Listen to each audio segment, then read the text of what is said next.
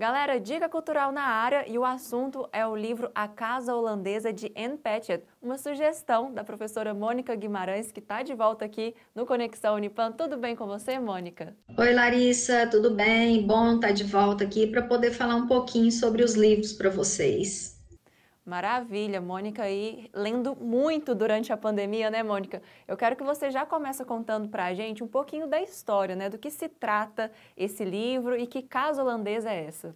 A trama, ela gira em torno da relação de dois irmãos, né? E como o próprio nome diz, a casa holandesa, na verdade, ela é o pano de fundo para várias situações que vão acontecendo ao longo do livro. A casa indica status para o pai dos meninos, né? Mostrar que ele queria dar conforto para a família. Por sua vez, a mãe abandona a família porque ela não gostava da casa, a casa era muito opressora para ela, e como ela era depressiva, aquilo acabava aumentando o sofrimento da mulher. E para uma outra personagem que vai aparecer depois, também é como se fosse o objeto mais cobiçado, mais do que o marido com quem ela se casou, virou um motivo de cobiça dela, né, durante a história. Entendi. Então acaba que a casa ela vira quase uma personagem aí nessa história, né, Mônica?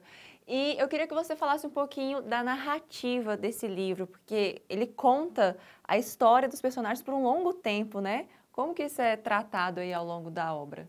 A narrativa é feita por um dos personagens, o menino, né, o Dave, que ele conta na perspectiva dele. Então, à medida que a história vai acontecendo, ele vai narrando os fatos com toda a família, mas o foco dele principal é na relação dele com a irmã Maeve, que acaba sendo a pessoa que cuida dele, que faz com que ele chegue na idade adulta, que estude, que é o amparo que ele tem o tempo inteiro. Desde criança, ele gostava muito dessa irmã, mas com a perda do pai, ele viu o ponto, o elo forte nela, né? É o amparo que ele tem durante toda a história.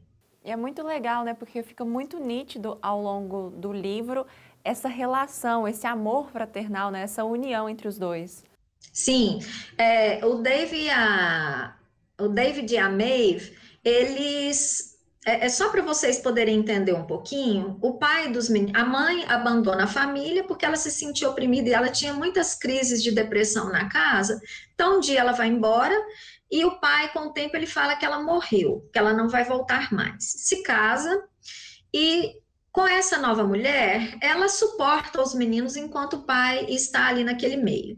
O pai morre e os filhos, eles se veem naquela situação. O pai já havia perdido muito dinheiro, já havia passado a casa para essa mulher. Quando esse pai morre, as crianças, elas se veem desamparadas e ela acaba expulsando esses meninos de casa. Então eles vão morar num apartamento, eles alugam um lugar e eles passam a conviver, eles têm o período de estudantes, né, universitários, e sempre a irmã cuidando do irmão mais novo.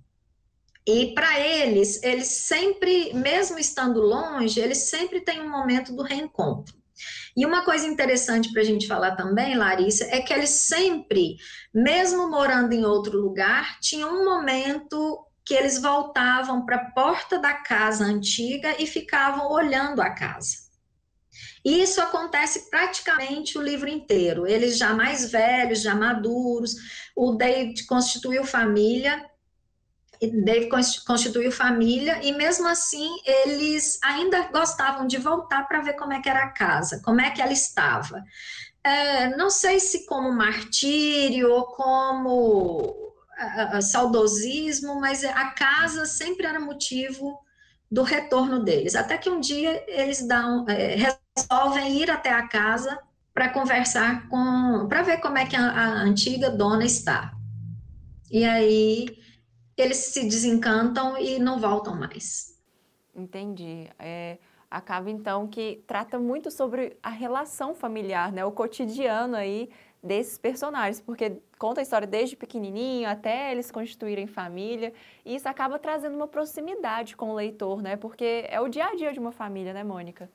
Sim, e assim, e a forma como a Anne, ela retrata a história é de uma forma muito delicada. É assim, mesmo algumas situações sendo angustiantes, você toma partido, você fica na torcida para que os irmãos deem certo, e você vê que o vínculo deles é muito forte, a relação deles com as mulheres que tomavam conta da casa é muito forte, é uma relação íntima, assim, bem familiar. Mesmo eles indo embora, elas vão cuidar desses meninos, depois elas vão assumir outros contextos, mas o tempo inteiro eles estão sempre juntos.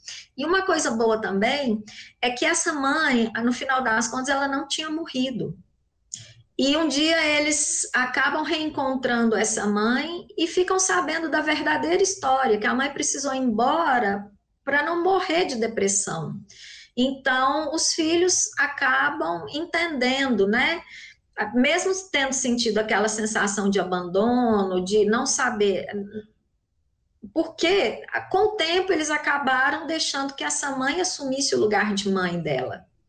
E tem um resgate aí no final, que é muito bom também. É bonito ver esse reencontro, né, deles com a mãe. Muito legal, e muitas tramas, muitos marcos nessa história, né?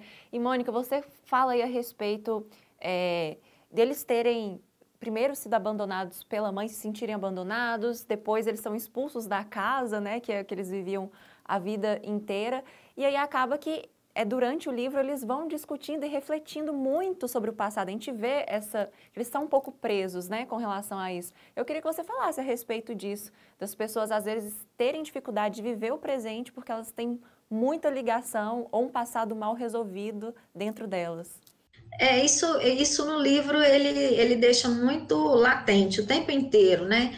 Enquanto os meninos eles ficavam presos com aqueles sentimentos que eles guardavam em relação às pessoas que viviam na casa e queriam mudar certas situações do passado, eles deixaram de viver muitas coisas do presente. Então, ficar remoendo isso não foi bom para eles, porque acabava desencadeando outras coisas, né, Larissa, que para o presente ia fazer mal, e mesmo para o futuro deles.